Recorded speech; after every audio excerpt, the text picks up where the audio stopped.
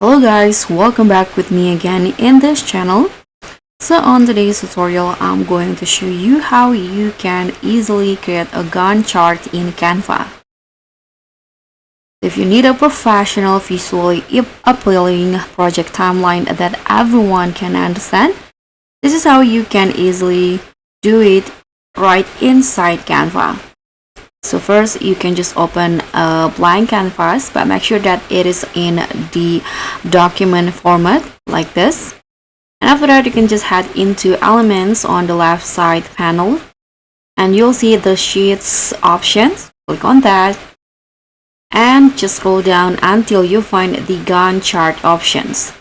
So in here, you can just click on these elements right here, and a Gantt chart table will be automatically added just like this.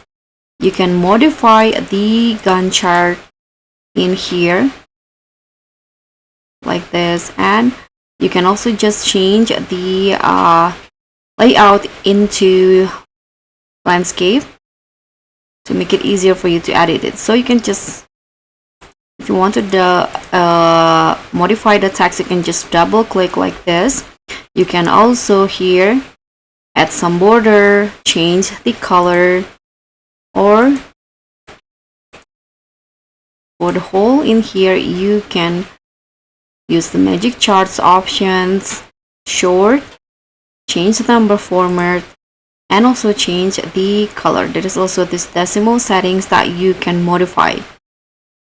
So you can just here modify the chart based on your needs. And there's also these quick actions that you can do. You can import data from Google Sheets or from HubSpot, Google Analytics, or Statista data. You can also here do magic charts.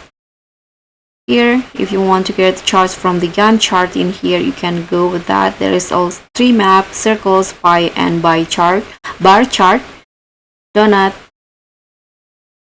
So you can just click on the type of chart that you want to, and it will be added just like this.